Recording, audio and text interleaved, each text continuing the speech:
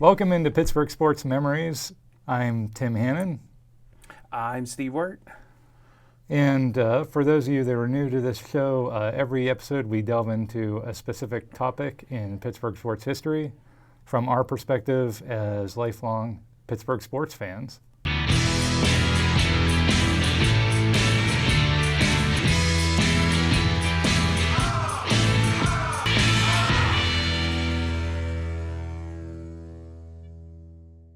And today, we're going to talk about the wild and crazy 2002 Steelers season. A lot of, frankly, weird games that happened that year, and a very unexpected starter at quarterback in Tommy Maddox. So let's get into that topic. And really, the 2002 season, if you really want to go back to where it really started with the end of the 2001 season, which was a loss in the AFC Championship game to the New England Patriots at home.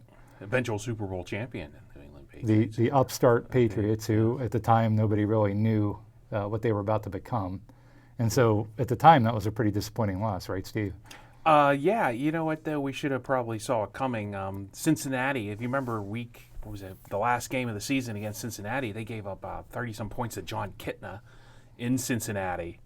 So, I mean, there were definitely the defensive secondary was exposed. I think Lee Flowers, Brent Alexander, Chad Scott, and Dwayne Washington.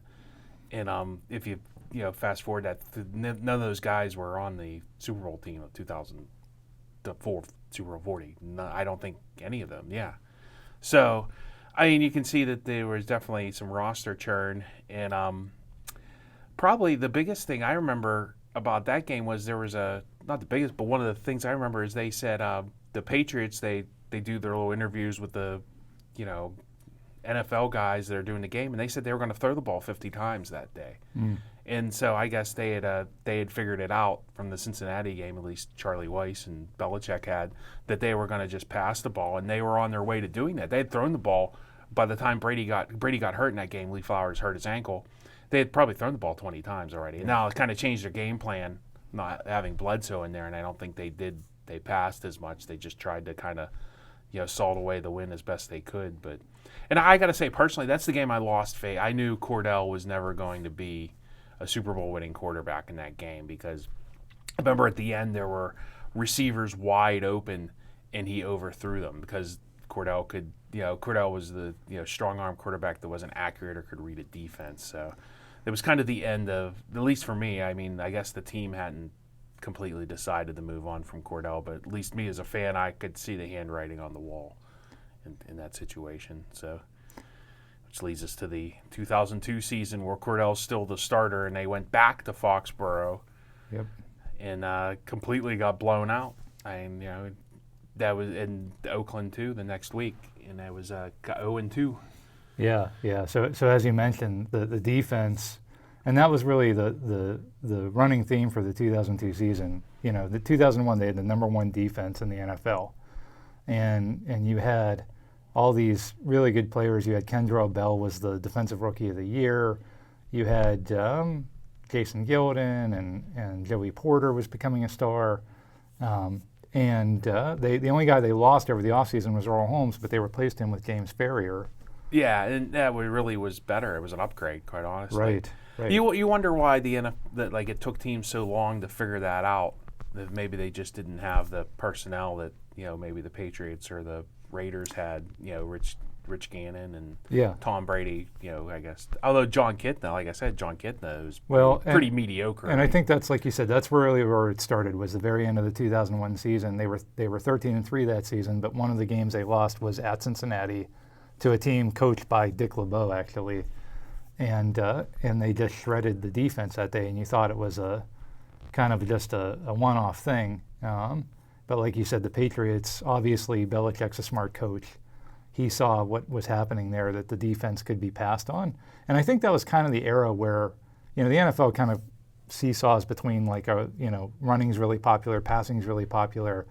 And if I remember correctly, that era you had the NFL MVPs were people like Terrell Davis and Barry Sanders and Marshall Faulk. Well, who was the running back from Baltimore? That was it. Was that Lewis? Jamal Lewis? Yeah, it was either Lewis or Priest Holmes, but yeah. Yeah, I mean you had a lot of solid running backs. So because that was the week before they beat Baltimore in that big rivalry playoff game. Right. That's very true. Yeah. So and who was it? Dilfer? Was Dilfer there? It was Elvis Gerback. Gerback. Yeah. Oh, geez, even So worse. I mean. And so Baltimore was not a passing team with No. Elvis Gerback. So again, they rolled right through Baltimore in the playoffs. And like you said, in the championship game, New England wanted to pass. Brady got hurt, and then the special teams really handed New England the game. Special teams gave up 2 touchdowns in that championship game. So heading into the 2002 season, you had a defense that was number one, but had a weakness that was about to be exposed, like you said, in the first 2 games. You had an offense where Cordell Stewart was returning as the quarterback, and people don't remember, he was actually an MVP candidate in 2001, 3,000 yards passing, made the Pro Bowl. That's hard to believe. He had 3,000 yards passing. He had a great season that year, and to your point, you thought that Patriots game, you had lost faith in him. I don't know that I was at that point. I thought, okay, he had a bad game, but he's really cemented himself as a long-term starter, and of course, that didn't last very long. Yeah, lasted halfway through the next season, yeah. But there was a lot of reason for hope heading into that 2002 season because, again, number one defense, solid franchise quarterback, and then even the special teams, which had been the Achilles heel in 2001, they made some changes there. They got a new kicker. Chris Brown had a disastrous opening season at Heinz Field, so they replaced him with a veteran, Todd Peterson. They fired the special teams coach. Replaced him with somebody new. So again, you really thought heading into that new season that things were going to be, up. The one thing heading into that season that nobody really thought much of was the backup quarterback, who was a guy named Tommy Maddox, and they had signed Maddox in 2001, but he hadn't played much in 2001. He had he threw 9 passes in 2001 as a backup. And so you just expected him to be the backup and Cordell to be the starter. So Steve, tell us who Tommy Maddox was and his sort of rocky history before that. Yeah, well, they definitely didn't sign him to because they needed some car insurance, which is what he was doing before he came back in the league. He was he was a starter at UCLA, and then he came out early and was drafted by Dan Reeves to replace John Elway. And it never really panned out. Now Reeves was always a big believer in Maddox, and so Reeves kind of put in a good word for him. And then he got out of football, fell out of favor, went to the Arena League, and then had his most success in the first iteration of the XFL. Their one season, he was their MVP, and actually won the. He was on the LA team that won the championship that year. The XFL Bowl, whatever they call that. The $1 million. I think they got $1 million. $1 million bowl. I think they got is $1 million called. game. So Tommy got $1 million. I'm impressed that you remembered the name of him. Well, each player I think the winning team got $1 million. Okay. So that was hence the name. Vince McMahon's brilliant idea. And so it was after the XFL folded that the Steelers said, Yes. "Hey, we'll take a chance on this guy." But again, no one expected him to really do anything other than be the backup in case Cordell got hurt, which Cordell really, for all his flaws, Cordell rarely got injured. So, the only times that Cordell lost his job were usually to poor play and not to injury. So the way he was going in 2001, again, you never expected Maddox to even see the field. Yeah, it was definitely I couldn't say I said I definitely saw it coming. I definitely lost faith in Cordell before that season started, and then I think the week 1 at New England and the week 2 kind of confirmed my suspicions that he was not a starting quarterback, and he actually went on to play for Chicago after it. So I don't think he ever started after that, did he? He played for Chicago, but. I mean, he's free agent. You think of the guys that he still got another free agent deal after that. Yeah. So. Yeah.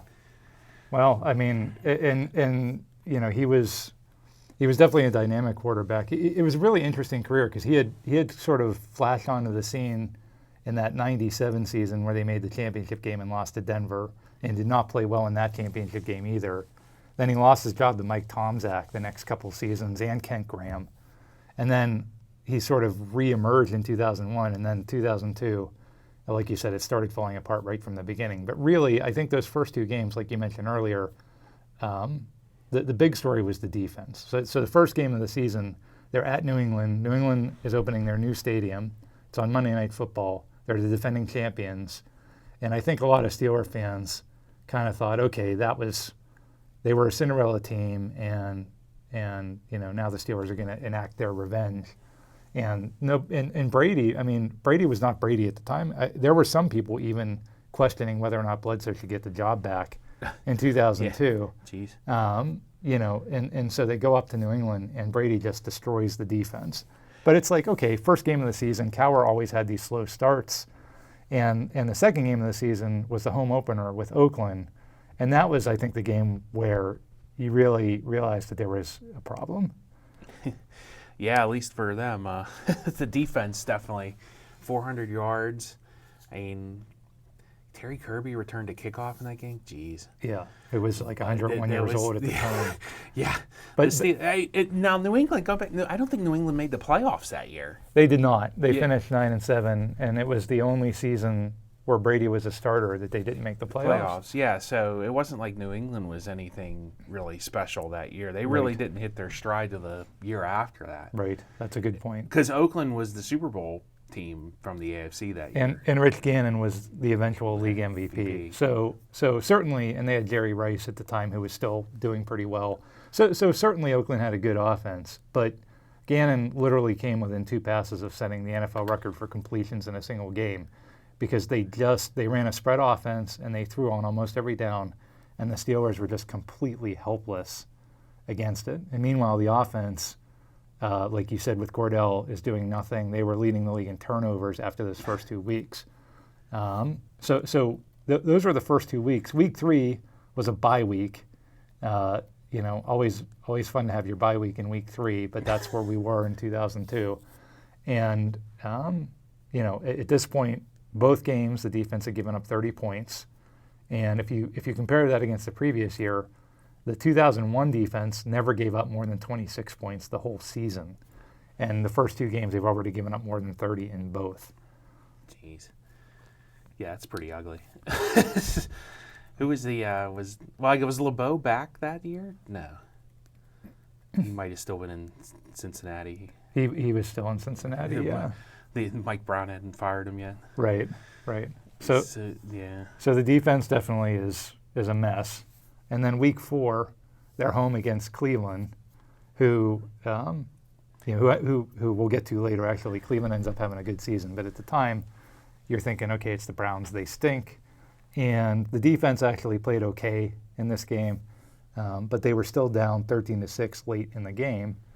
And they were driving, they were in the red zone. Cordell throws a pass into the end zone, it's intercepted. It's just a terrible interception in the end zone that's going to put them at 0-3 and sort of ruin their season.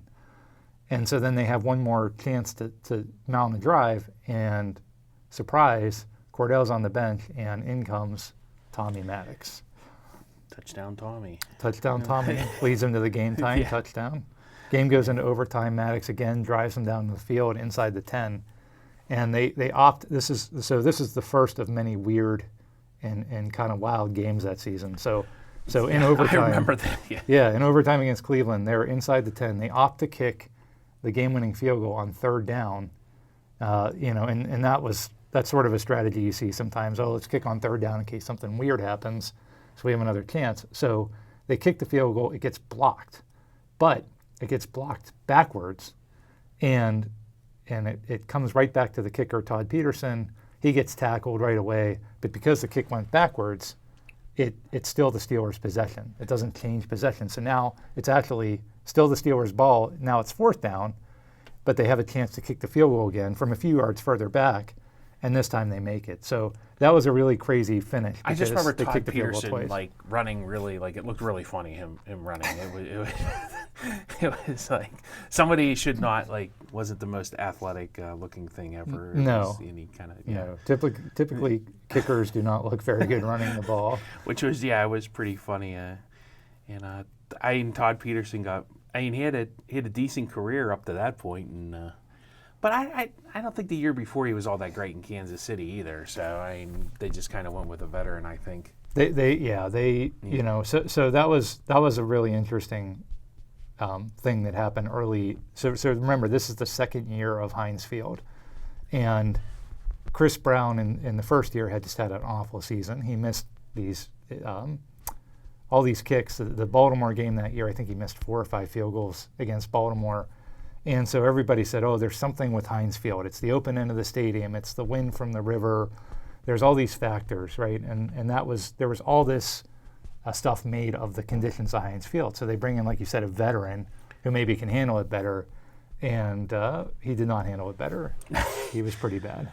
Todd Peterson. Yeah, it's the swirling. There is something to that, though. The swirling wind come down in the because the way the wind blows, it comes over the closed end and then kind of swirls in the open end. And plus, the turf was way worse than it is now. It's much greatly improved, so the footing was pretty rough. Yeah, that's a good point. I forgot about the turf. Yeah. And there were some games later on, some really memorable games. The Monday night game in 2007, I believe, against Miami, where the ball actually stuck in the turf on a punt. Yeah, it was. Yeah, they finally. I think after that, they finally kind of got serious about the turf, and it hasn't been as bad since. And they've added some improvements to the field, like extra box seats that have kind of eliminated some of the swirling. It's not as, I would say, difficult to kick there as it used to be. Yeah, it's never something that they cite anymore as an issue, and you never see guys really miss a lot of field goals. But back then, it was just this almost supernatural thing where no one could kick at Heinz Field. But I thought it was interesting if you look at one of Peterson's worst games came on the weekend of November 10th at Heinz Field of that year. He missed 2 field goals. And he missed an extra point. That's when the extra points were a lot closer. Yeah, at the 2-yard line. Yeah, at the 2-yard line. Yeah. So that was November 10th. The day before that, Temple is playing at the same stadium, Temple versus Pitt, at Heinz Field. And they had a kicker named Cap Poklemba, who nobody would ever have heard of, and I'm sure didn't play football after college. He made 5 field goals in a game against Pitt that same weekend. So the same weather, the same field, the same conditions. He makes 5 field goals. Todd Peterson misses field goals and extra points. So who knows if it just got inside people's head? Who knows if it just depended on the day? Who's to say? We do know that Todd Peterson did not make it through the season. He was replaced about midway through the season by Jeff Fried, who kept the job for the next 8 years. 8 years, yeah. So it worked out pretty good for Jeff Fried, and whatever Heinz Field kicking was never seemed to affect him all that much.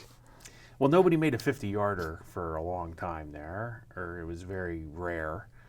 Like I remember Pat McAfee, when he played for West Virginia, made a 52-yarder, but that was like kind of on one of those weird November days when it was 50 degrees out. So, when it gets cold and starts blowing snow down there, it definitely is. I think I will definitely subscribe to Heinz Field being a difficult place to kick, especially if you're a mediocre kicker. I think, like you said, it can get in your head for sure, but just trying to play the wind down there is probably a little bit over some guy's skill level. Absolutely. So after the Cleveland game, the Steelers decide to go with Maddox as the starting quarterback. They have Cordell on the bench, and the offense starts to get on a roll. The next 4 or 5 games, they do pretty well. They start piling up some wins. The defense is still flimsy, but the offense is gaining a lot of yards, scoring a lot of points. It also really helps that the division was not very good that year. So this is the year that they realigned the divisions. So the Steelers were in the AFC Central the year before that with, I believe it was 6 teams at the time. And then they realigned to the 4-team division. It was the Steelers with the Ravens, the Bengals, and the Browns. and those three teams were not very good. So at one point, the Steelers were 2-3, and they were actually in first place because the division just wasn't very good. So that certainly helped them rebound. But Maddox came in and kind of rejuvenated the offense.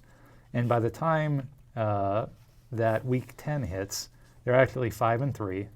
They're still in first place, and now they're starting to make some headway in the conference. And Tommy Maddox fever has kind of taken hold at this point.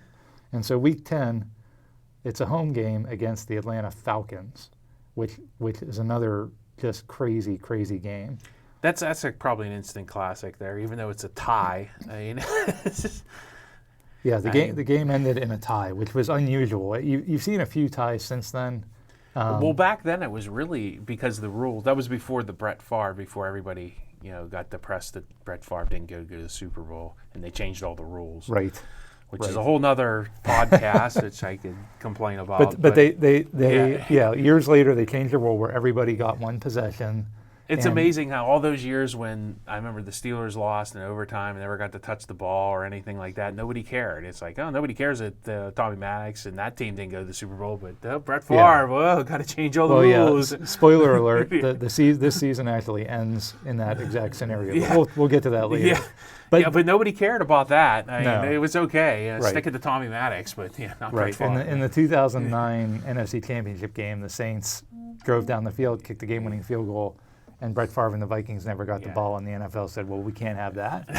so they did. They changed the rule where if you kick the field goal, the other team still got a possession, and they also shortened the overtime from 15 minutes to 10 minutes. So now there's been several games where, I mean, you drive down the field for 5 minutes, you kick a field goal, the other team drives for 5 minutes and kicks a field goal, and the game ends in a tie. Yeah. Back then, like you said, it was sudden death, 15 minutes. And the really weird thing about that game was it was a high-scoring game. It was actually 34-34 heading into overtime. They couldn't stop Vic. They although I remember they were up by a lot, and Atlanta mounted a fairly large comeback. They did. The defense blew it, which was typical of that year. And like you said, Michael Vick was in his prime. And I was never a big Michael Vick fan, and I know you weren't either. We're Pitt fans, and we never liked him at Virginia Tech. But you can't take away from the fact that in those years he was just unstoppable. I mean, you had to account for him running. Then if you were worried about him running, he'd beat you with the pass. He was very, very good. And but Maddox on the other side of the ball was lighting it up as well. And so there were two team records set in this game. One was Maddox set the team record for passing yards in a game. That was at the time a 44-year-old record that Bobby Lane had held. He had 473 yards passing. And then Plexico Burress set the record for receiving yards for the team with 253. And those two guys connected on 3 really long touchdown passes. So just an offensive explosion, and it goes into overtime, and no one can score points. Well, that was funny is they complete a Hail Mary on the final play of overtime, but Burress in true Plexico fashion is 1 yard short. I mean, it was literally unbelievable. When he caught it, I thought, oh, they won the game. And it's like, you watch it, it's like, nope, they got it right. He was 1 yard short. A Hail Mary. He caught a Hail Mary at the 1 yard line, and the game ends in a tie. Yeah. And it was the Steelers, that was their first tie game since 1974.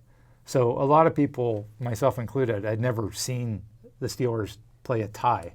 It was just an odd thing to witness, and certainly with that Hail Mary falling short at the 1 yard line, again, just a crazy, insane, and like you said, very classic game. Well, I think we could call this the high watermark of Tommy Maddox's career here. I mean, it was probably his best performance as a pro, and his best moment.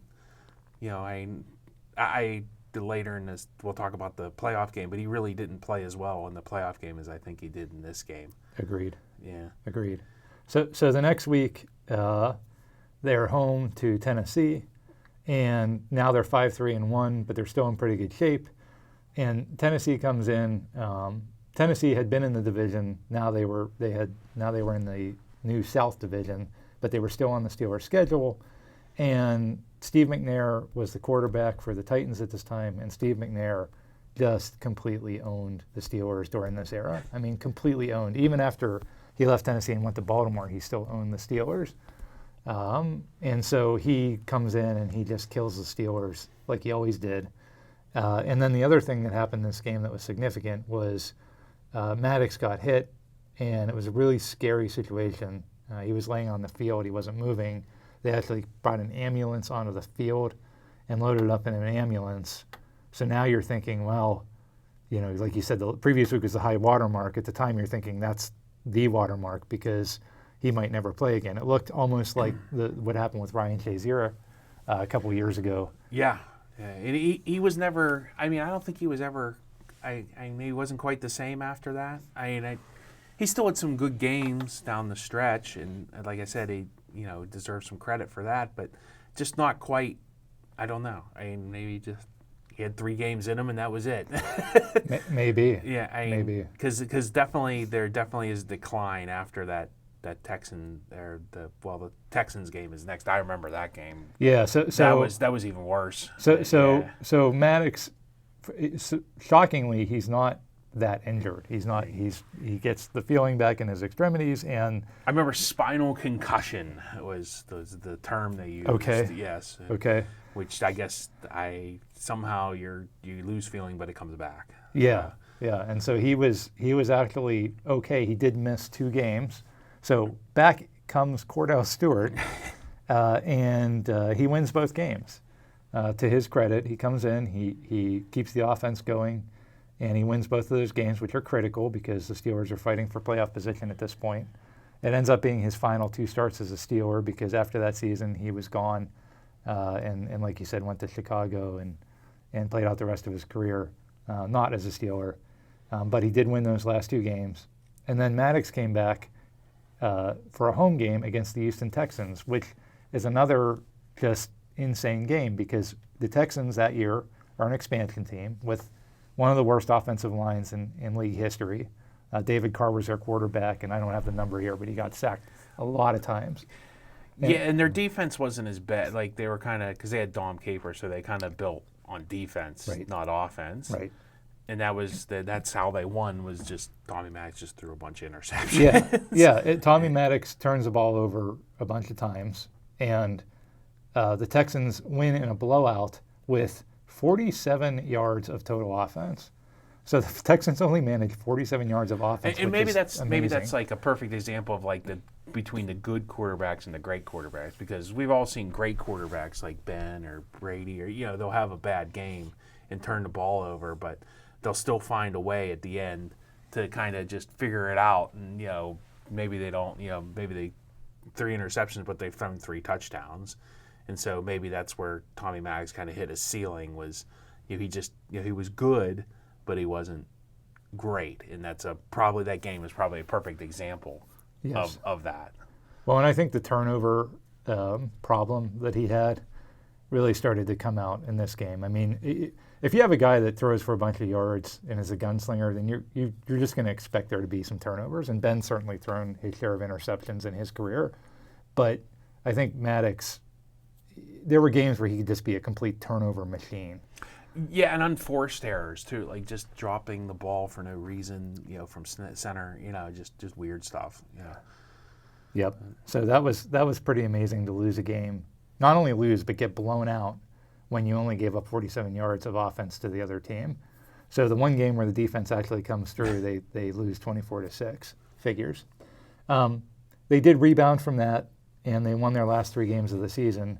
One of those games was a Monday Night Football game at Tampa Bay. And Steve, what do you remember about that game? I think that was the paper champions quote by Lee Flowers. So Lee Flowers, who would never win a championship himself. Yeah, so explain what that was. Well, I think it was Warren Sapp, right, was saying the Steelers were done, or some of the Dungy was done. Dungy was not the coach. Gruden was the coach. So the Bucks were kind of talking some trash there, and they hadn't won anything ever. I mean, they had been pretty, franchise that one of those that just kind of lost in the wilderness, and they decided that they were going to take a shot at the Steelers, and they fired Lee Flowers up, and I guess the rest of the team, and they went and that was in Tampa. It was in Tampa, yeah. And they went and they beat them pretty handedly. And yes. So Yes. And that led to the Lee Flowers called them paper champions. They Yes. hadn't won anything except for on paper. And of course, although the end of that season, they would win a real championship. yeah, I was going to say that quote backfired on Lee a couple weeks later, about 7 or 8 weeks later, when they actually Tampa Bay won the Super Bowl that year. In a blowout, yeah. In a blowout, but it sounded good at the time. Would Tampa have won against any other team besides the Raiders? I mean, they knew every play they were going to run. That definitely helped playing against Gruden's old team that year. But they had that really good defense that year, and but the Steelers beat them on a nationally televised Monday Night Football game. It was an important game. It was a late season game, and the Steelers finished the season with a win at home over Baltimore. And they finished the year as the division champions. They win the AFC North. The last game of the season against Baltimore, the only thing notable about that game was that I think the Steelers had already locked their playoff position and were playing some of their practice squad guys. One of the guys that played in that game was James Harrison. It was his first NFL game, and he actually wasn't even on the roster the next season. He was on the Baltimore roster the next season. Then came back to the Steelers in 2004, and then, of course, the rest is history with James Harrison. But he actually played in that last game of the 2002 season. Yeah, it is amazing how they restocked their team that following year. You know, that was the Ben pick, obviously, the year after that. But yeah, they totally, like I said, a lot of roster churn. Like, I mean, the 4 starters in the secondary totally were gone and replaced by within two seasons, 3 seasons. I mean, well, and I mean the secondary was the biggest problem in the season, and so they win the division. The division's pretty weak. You know, their playoff position is they're the 3rd seed, so they don't get a bye week or anything like that. And you know, they're heading into the playoffs with this very leaky pass defense, and so. You were fortunate, you weren't playing Rich Gannon and Tom Brady every week like you were the first 2 weeks of the season, but whenever they were up against good teams, they still struggled, and so the first round of the playoffs. That's exactly that's exactly what happened. Kelly Holcomb, I mean, isn't exactly. An MVP candidate here. And so, the first. But he's a competent NFL quarterback, at least that season. Yeah. The first playoff game is against the Cleveland Browns, which was pretty shocking. Cleveland had just kind of squeaked into the playoffs as the last wild card. They were a little bit of a Cinderella story that year. It was the only time Cleveland's made the playoffs since the Belichick era in Cleveland. So really the last, 25 years, that's the only time. That's their they made only the playoffs. playoff game? Yeah, wow. Since '94, that was the only time they made the playoffs. And I almost feel bad for them. And so they squeak in, and at this point, Kelly Holcomb, like you said, Kelly Holcomb is their starting quarterback. Tim Couch had been the quarterback most of the season, but I believe he was hurt. And so they had Kelly Holcomb coming to Heinz Field. It was snowing, and bam, the Browns go up huge, 24-7. They're leading in the third quarter. And it was another. Tommy Max had some turnovers in that. He threw some bad interceptions in that. He did. But I mean, the Cleveland just did whatever they want on offense. With the defense too, they were passing left and right. Yep. And they had a lead. I mean, at least 2 touchdowns. It was 24-7 in the third quarter. That was their biggest lead. Well, the big turn was a punt. I remember a punt return by Randall helped cut the lead, and then they finally started to click on offense and stop turning it over. Right. and then the game kind of turns into a shootout, and the Steelers start slowly just kind of chipping their way back into the game, and there was a lot of controversy after this game with the Cleveland coaching staff, right, Steve? Well, the story goes is the coach was Butch Davis from Miami, and now in the pros with Cleveland, and his defensive coordinator was a coach named Foge Fazio. Foge had been around for 30 years. He had coached at Pitt, and then he had coached with Minnesota, and he had been a lifelong defensive coordinator. Not the greatest head coach in the world, but a very good defensive coordinator, and Foge passed away a couple years ago.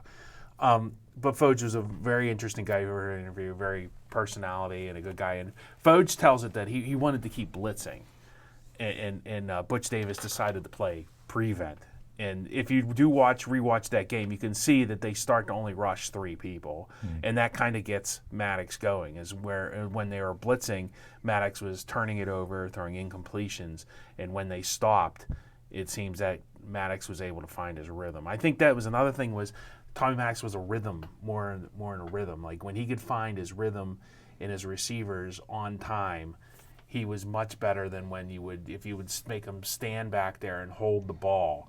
That's when he would throw the interceptions or just be, inefficient with the football. And I think that was kind of a mistake on Butch Davis's part, and drafting Kellen Winslow a couple years later was probably another big mistake on Butch Davis's part. A lot of big mistakes in the Cleveland Browns. Yeah, I mean, there was some other guy available named Roethlisberger. That was from Ohio that you might have wanted to take instead of him. But yeah, Butch Davis did not have much success in Cleveland. Although that season, again, he got them to the playoffs. Well, he's the most successful outside of Belichick there. I mean, that's I fair. think Cornell had a 10-6 season that they didn't make the playoffs. Yeah, but I mean, you're right. Butch Davis is the only one since Belichick to actually get them to the postseason. So I guess. And that's painful to lose to the Steelers in that fashion. To have that big of a lead, and to your point about Coach Fazio, do you remember who the offensive coordinator for Cleveland was? That would have been one Bruce Arians, Yes. I do believe. Yes. It was Bruce Arians, who later became the offensive coordinator of the Steelers, of course, and the head coach of the Cardinals and Buccaneers.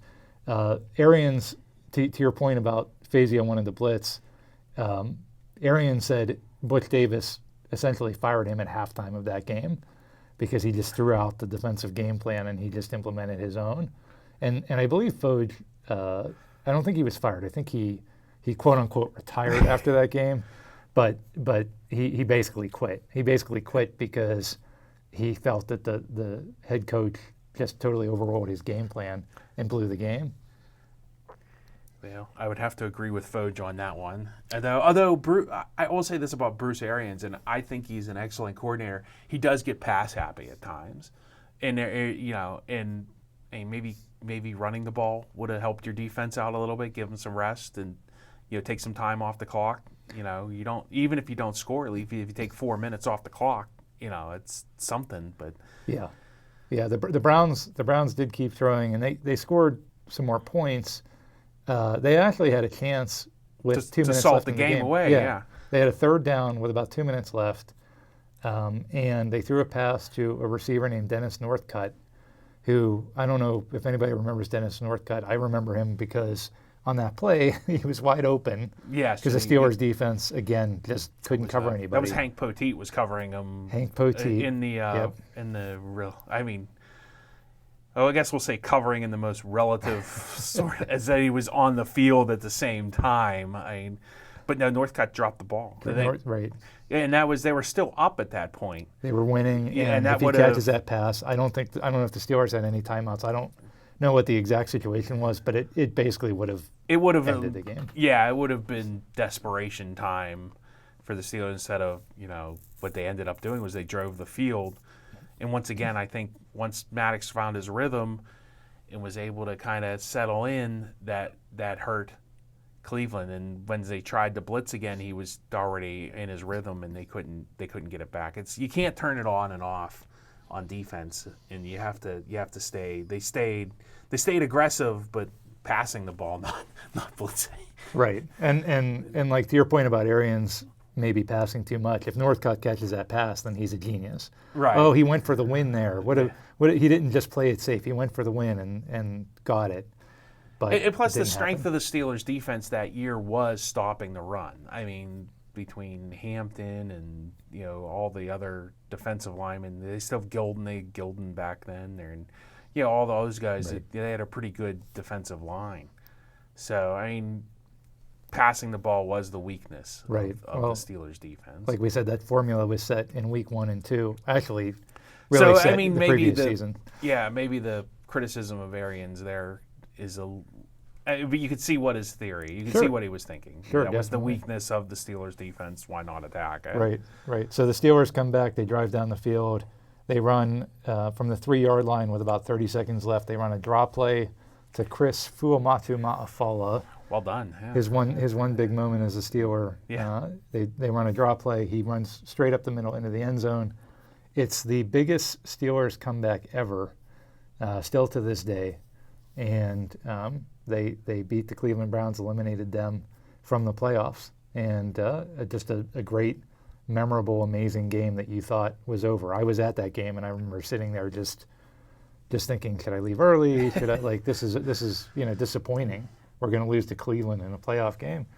But it didn't happen. The other interesting footnote about that game was that when the Steelers were starting to come back in the third quarter, and they had a timeout between when they scored and when they kicked off to Cleveland, on the scoreboard they played this song. It was Renegade from Styx, and they played it over a montage of Steelers hits and things like that, and the crowd got really fired up, and that became sort of the anthem for the defense for the next really 2 decades and counting.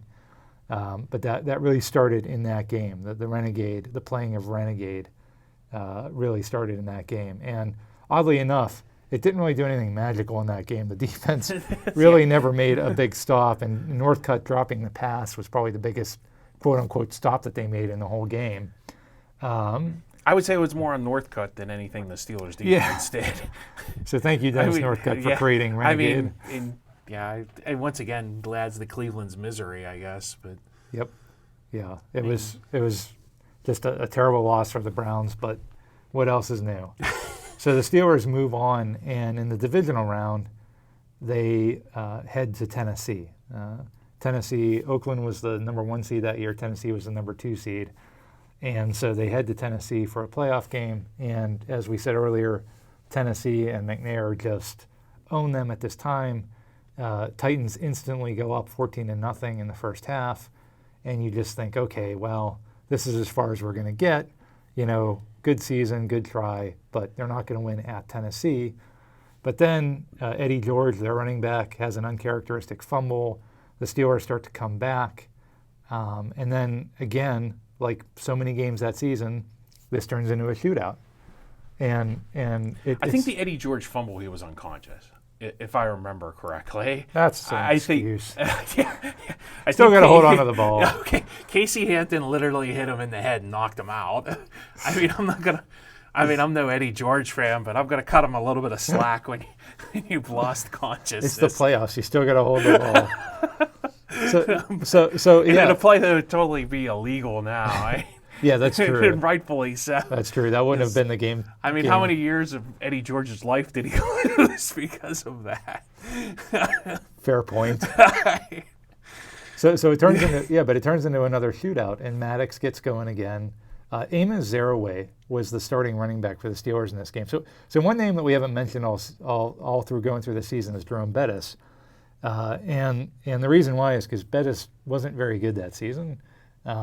It was actually his first season since joining the Steelers where he didn't gain 1,000 yards. He was sort of hurt off and on, and like we said, like we've been saying this whole time, the offense was really centered around the pass anyway. Mm-hmm. And so Zaraway was kind of a guy for the moment. Zaraway was how would you describe him as Zaraway, Steve? He was a smaller, slasher back. He would probably have been like a third down back, I think, more than an every down back. I think the end of I remember there was a safety from the Vikings, and I don't know if it's the year before, but he hit Bettis.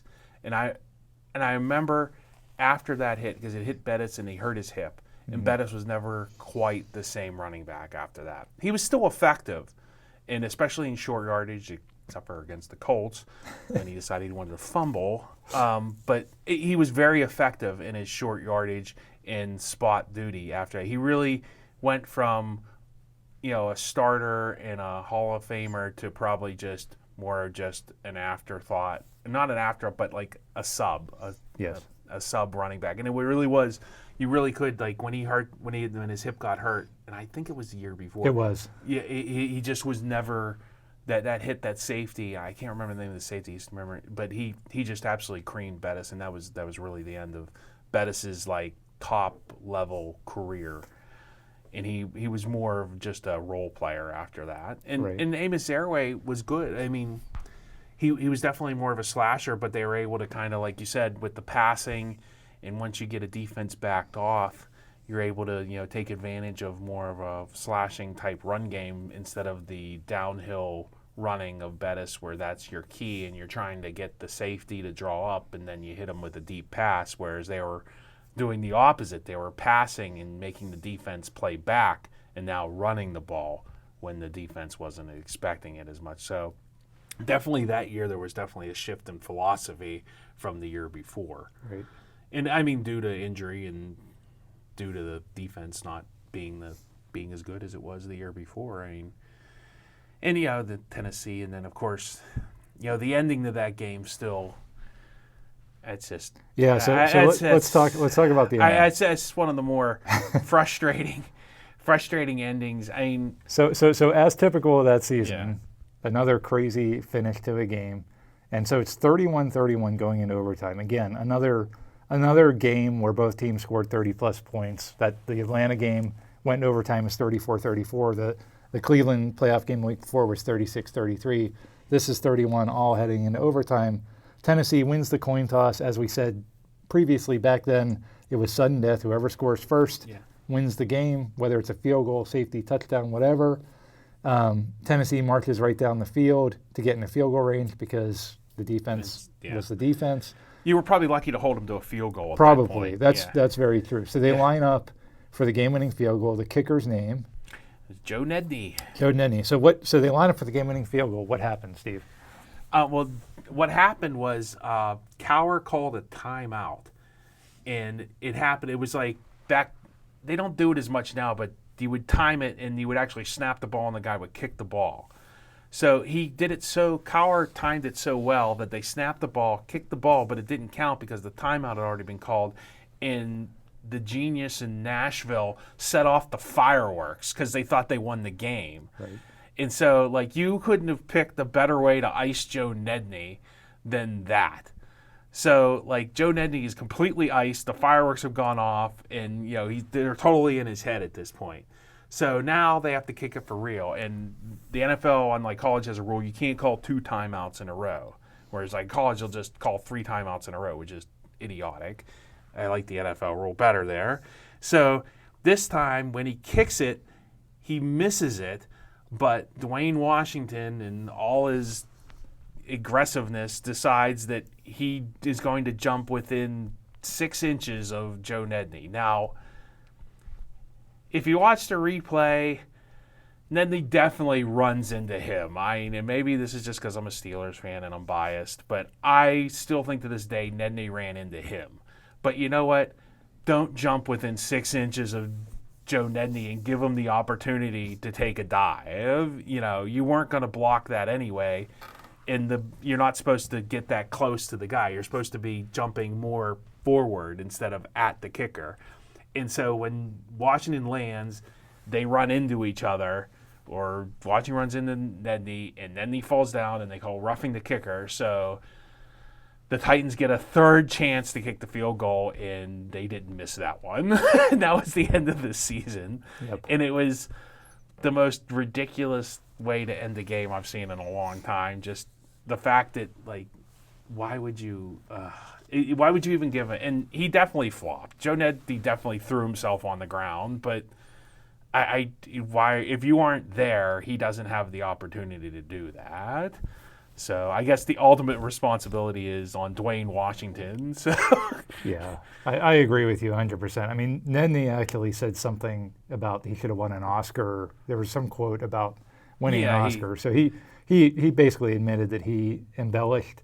But to your point, of all people to speed your way around the edge and dive in front of a kick, Dwayne Washington wasn't going to be that guy.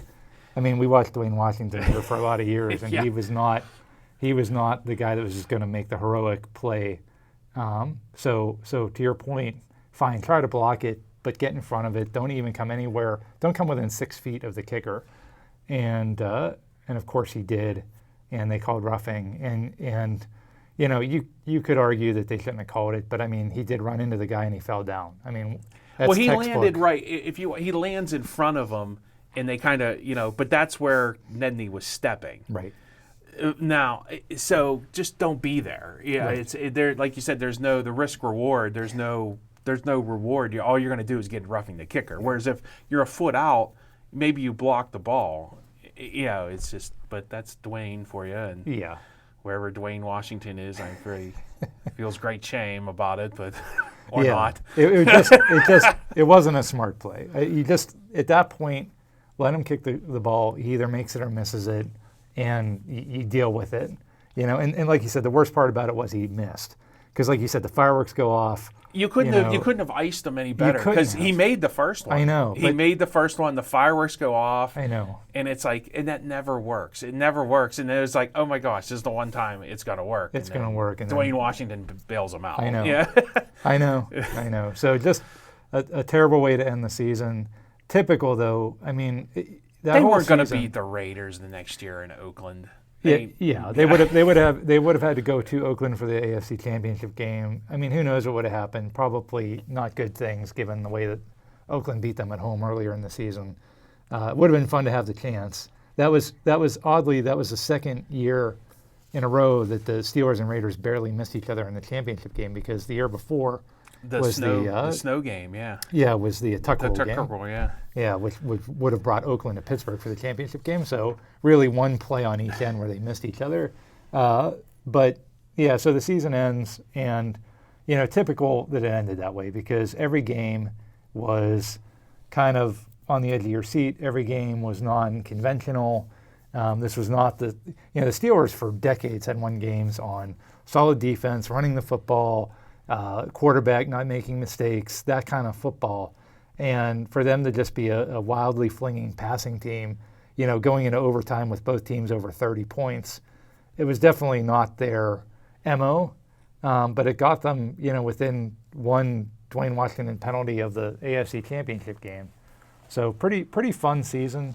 Definitely one of the more unique seasons that they've had in their, history of being in the league. I mean, it's hard to believe that they made it to the playoffs after being so bad the first 2 weeks of the season, which is probably a credit to Cowher and his coaching staff adjusting to the talent they had. And, maybe that's why the Steelers have had more successful years than other franchises in the league, is, they've been able to adjust and, between the personnel. I mean, what a stroke of, who signs an XFL guy except for the Steelers. I mean, and they seem to find these people more than other teams. So, I mean, it's a credit to the organization that they made it that far with the talent they had.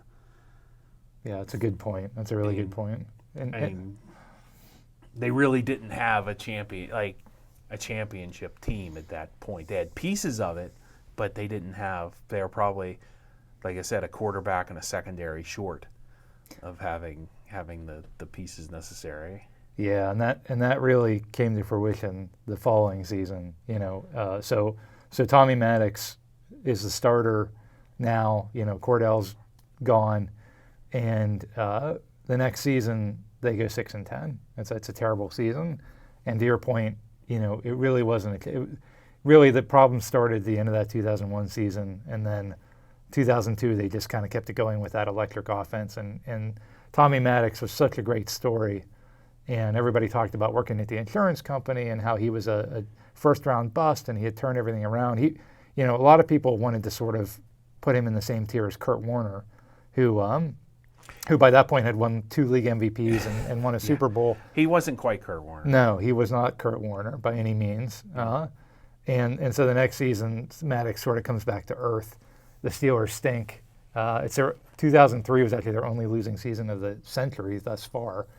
And then in 2004, the second game of the season, Maddox gets hurt in Baltimore, and the rookie Ben Roethlisberger comes into the game and then becomes a starter for the next 16-plus seasons. Well, Maddox still hung on for a while. I think what did him in was there was a game against Jacksonville, the 2005 when they won the Super Bowl, and he just was a mess. I remember fumbling the ball. Yes.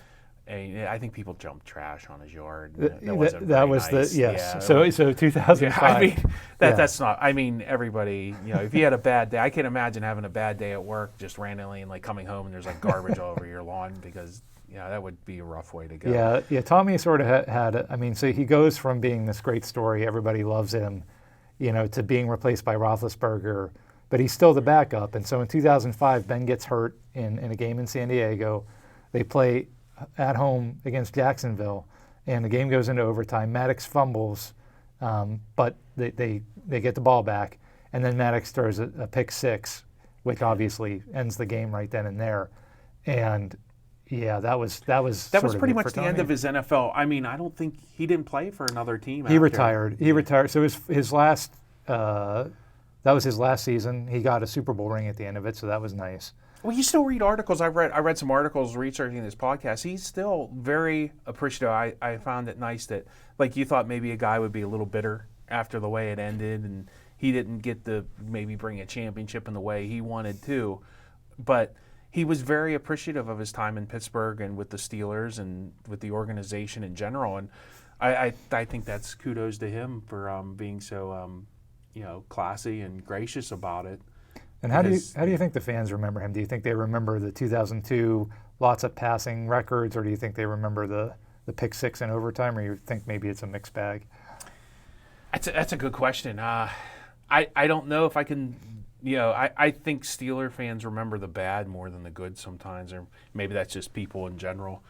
They look at the half empty as like, especially because he never won a Super Bowl here. And I think if you win a Super Bowl in Pittsburgh, you become like this legend, and everybody forgets about all the interceptions or failures you've had.